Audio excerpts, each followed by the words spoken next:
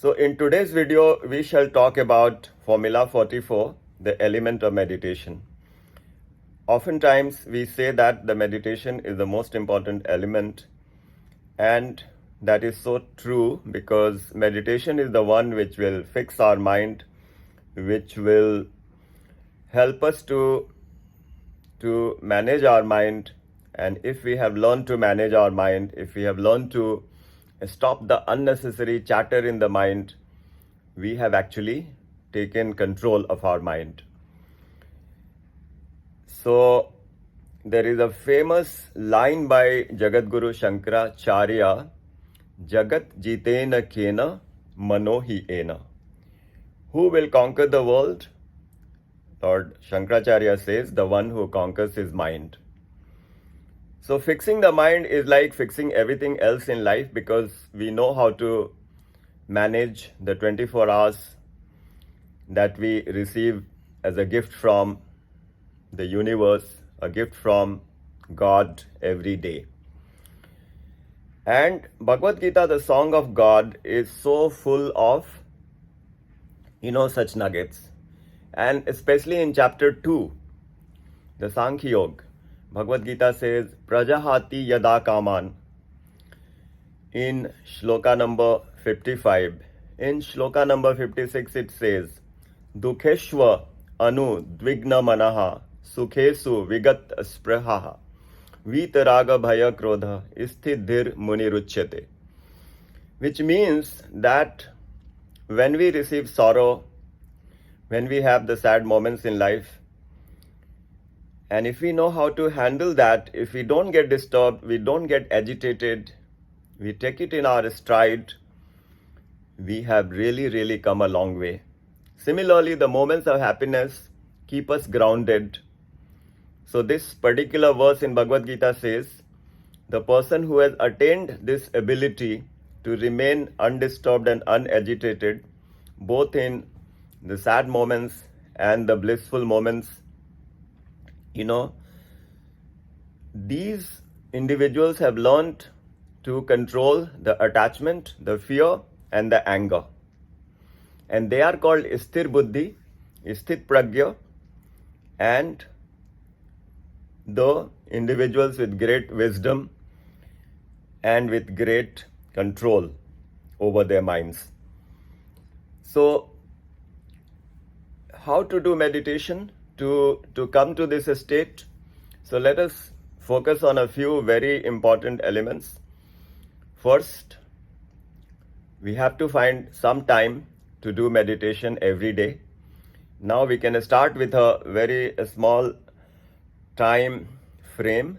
Let's say we do only 5 to 10 minutes of meditation, once in the morning and once in the night. So ideally, let's say we get up and the first thing we do is to sit in the meditative pose and start our meditation. Let us begin with 10 minutes or even 5 minutes. So we sit in a good pose, which is, let's say, Padmasana. If you know how to do Padmasana, the lotus pose, sit in the lotus pose, because your spinal cord is straight, your body has a good alignment, and then you join your fingers, you join your thumb and index fingers, and this is the state of mudra, let's say the gyan mudra. Place your hands on your leg and start the meditation. So meditation means we are focusing on the divine. Let's say you worship Lord Krishna. So you are concentrating on the form. You consider Lord Krishna to be the Supreme Personality, God, who has spoke Bhagavad Gita, and he has unleashed the wisdom, and you are trying to meditate on him, you are trying to learn from his teachings in Bhagavad Gita. So we close our eyes and we focus on the form of Shri Krishna. we can visualize the battlefield of Kurukshetra, where Shri Krishna is imparting the knowledge to his disciple Arjun, who has chosen to become his disciple. And he's sharing all this knowledge. We just shared, chapter 1, chapter 2, Sankhya Yoga, Buddhi Yoga, then Dhyan Yoga. And if we worship another form of God, let's say we worship Lord Shiv, we can bring the form of Lord Shiv in our mind. If we worship the goddess Mother Durga, or Mother Amba, whoever, we can bring that form. If we have another religion that we follow, we can select to meditate on the form or the formless, whichever we know we have learnt. But the entire idea is to have the visualization of that form in our mind. But how to concentrate? So one very simple technique is to take deep breath. So let's say you breathe deep. So when we breathe deep, the mind will focus on the breath and it will stop getting distracted. So deep breathing will ensure the focus, and we add the form in our mind so that the mind is not getting distracted. And we can also add the chant. So in our mind we are also chanting Krishna or Radha or Lord Shiv or whichever name we wish to chant. So this is the meditation. So when we sit in Padmasana with the eyes closed, with the body erect, and we are observing our breath, taking deep breath and meditate, and we shouldn't worry if the mind is still getting distracted, because this is the practice. Slowly we will attain a state where the mind is getting controlled. So this kind of meditation is required to begin with, let's say 10 to 15 minutes every morning when we get up, and 10 to 15 minutes before we go to sleep. And then we can see the effect. Once the mind has stopped chattering and we are in a position to control our mind, then we will be in a position to implement other elements of Formula 44. We will easily implement them. We will ensure that we eat 1 fistful of nuts, 2 helpings of fruits.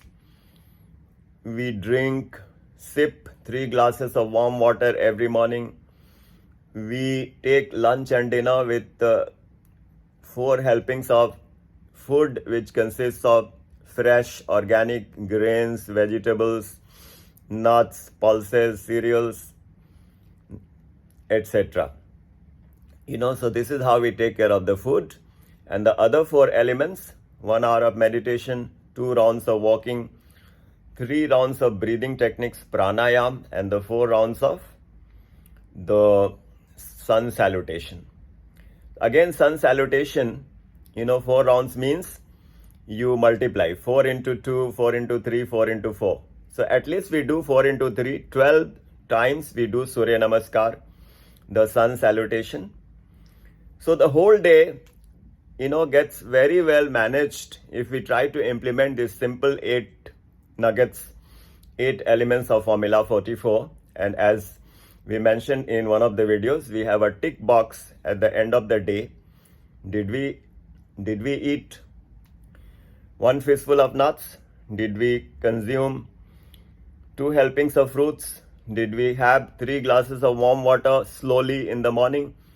Did our lunch and dinner consist of grains, pulses, vegetables, leaves, cereals, etc.? Did we do 2 rounds of walking? Did we do meditation? Did we do at least 3 rounds of pranayam, breathing techniques? And did we do Surya Namaskar, sun salutation and other exercises?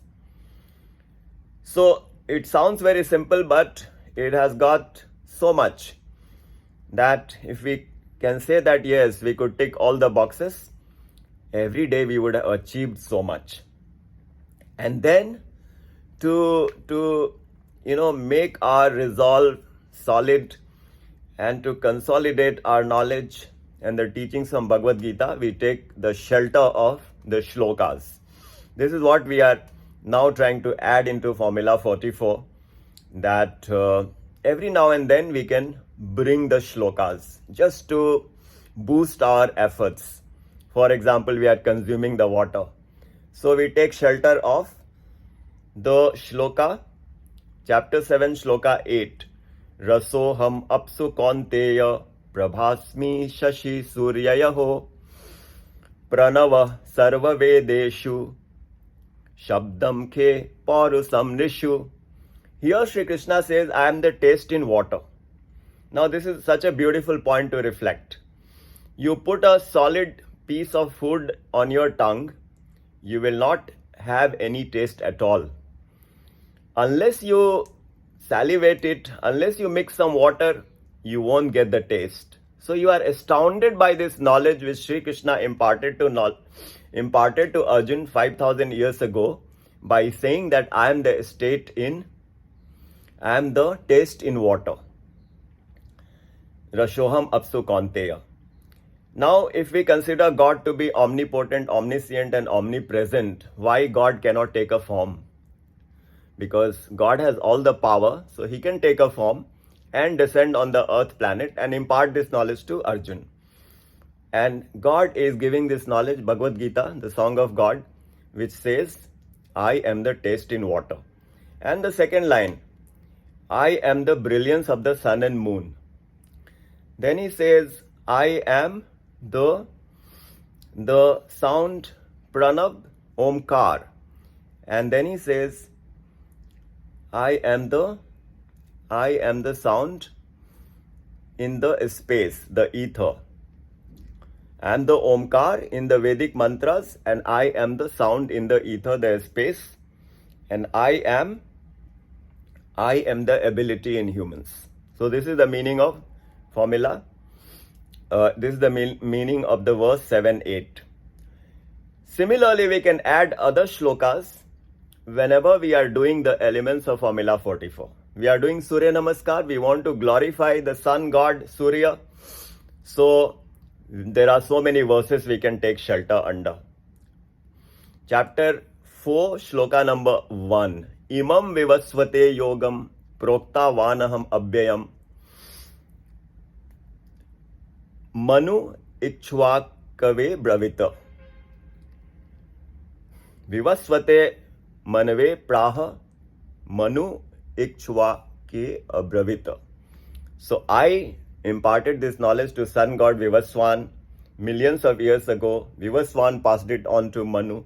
Manu passed it on to Ikchvaku. So this is a nice verse to remember sun god.